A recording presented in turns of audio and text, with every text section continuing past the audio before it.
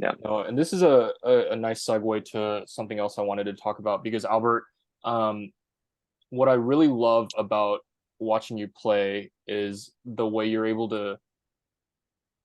you're so vivid with like your imagination and the way you perform and the way you bring whatever piece you're playing to life. And so I really appreciate that with your many different colors and just Well, thank you. imagination. And I'm curious, when you're working on a piece individually or personally, um, how do you go about that process of bringing that music to Hmm. life? Are you more analytical, or are you already kind of putting imagery in Hmm. your head to kind of help Hmm. relate to the music? Or Well, thank you. I that's also it's very you're very kind so far. There's plenty plenty of people I'm sure that don't like my playing or that don't find it, but I really really means a lot that you see that in my playing because it's I guess what I value more. I mean, maybe it's determined by what I. It doesn't mean I do it well or not, but I really value that, and I feel like I guess it's a complicated process.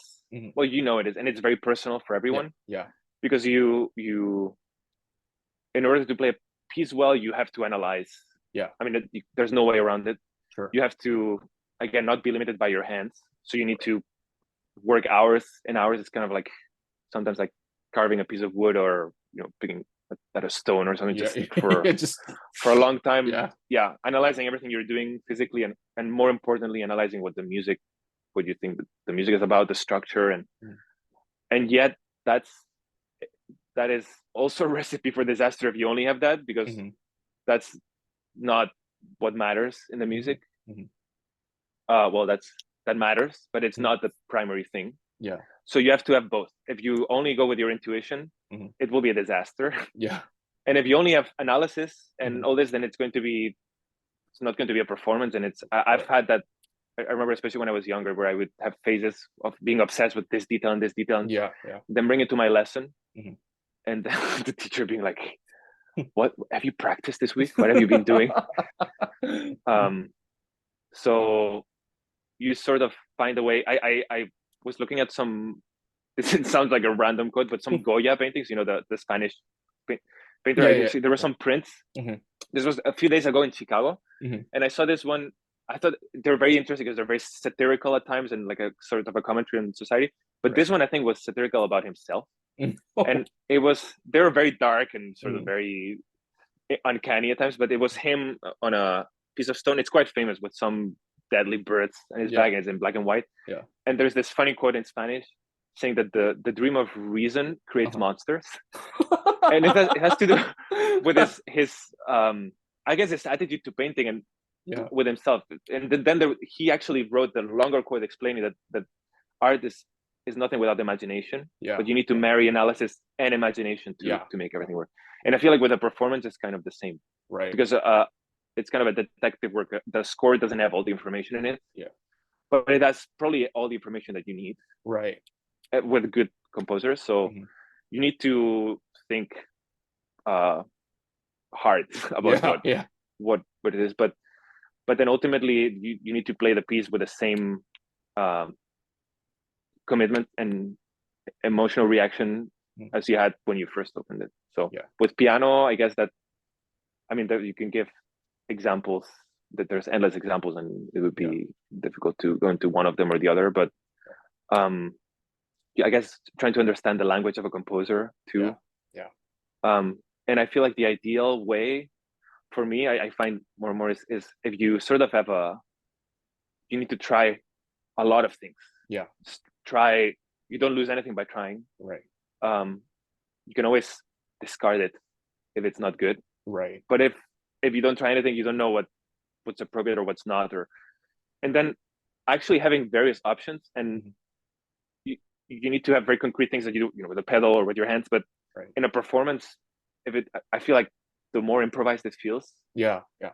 the better it is. So if you actually have a lot of options and you choose on the spot what to Mhm. do, and then that determines what you do after, Mm. I feel like you can sort of nurture a storytelling Yeah. quality to the music. That's the ultimate goal. Yeah, yeah, yeah. And then sort of as if you were making it up on the spot, sort of with the same spirit as the composer had when he was writing it. Right, right. But of course our job as performers involves all these other things, because I could be very touched by the music and try to play the piano and I wouldn't know how to do it. So there's this Yeah. whole professional side to it that's Yeah. difficult. So I always try to, sometimes I lean too much into the other way and I make a lot of mistakes because I'm taking too many risks, or Sure. trying to use too much imagination, or not sticking to the plan. And that's not good either. Right. So you have to find the middle point. Well, and between I'm the two. curious, like when you're performing, like in the moment, are you thinking about anything specific like that helps you bring out the music more, or is it Yeah. more like, oh, I just need to focus on certain aspects, or, Yeah. or how does that You sort of, yeah, it's the great question. You have to split your brain into all these, go? because the more you know the dangers of each passage or certain Right. things you have to think about, and then trusting your hands and trusting Yeah. yourself. Yeah. Well, I guess so. You have to do that, but Yeah. then you also have to be listening, Mhm. and I mean, sort of listening to what you just did, listening to what you're doing, and then sort of feeling deep inside your gut what you're going to do after what's coming. So you're everywhere at the same time. Yeah. And then I guess the ultimate goal is to not have your brain interfere with anything you're doing. So sort of Right. be connected to the music at such a level that you sort of, but that's very hard to achieve. Yeah. I don't know. Yeah. It's always like a surviving sort of fight. But if you know the music enough, it's possible. Then Yeah. sometimes I also feel like that having an audience there Yeah. is almost essential as a component. Yeah. For me, Yeah. it's not for everyone, and I envy for the people for which it's not. But I feel like it's sort of, even if there's a lot of people and there's a lot of silence, Mhm. that can be the biggest dose of energy that you need, because you know that they're listening, Right. and then it's like a, like a conversation Right. with them, or you're sharing what the composer wrote Right. with them, and they're listening. So it's like I don't know, if you were a messenger and I was talking to you and you were looking at your phone or doing something else, it would be kind of a turn off, and it would be hard to focus. Right? Yeah. So there's that component too. Yeah. I don't know, but I find that's what's great about music to me. Yeah. I feel like if that was not there, Yeah. it would lose so much of, to me, makes it great. That's what happened in the pandemic, I guess. Yeah. To a Yeah. great extent. Yeah. No, and I'm just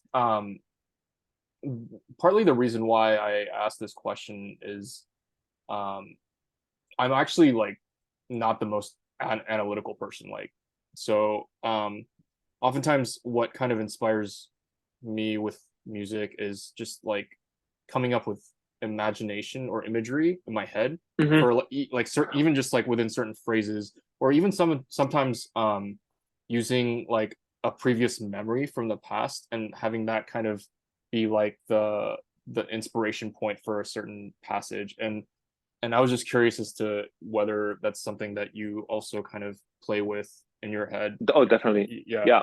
I think that's a great tool for to bring the music to life or something.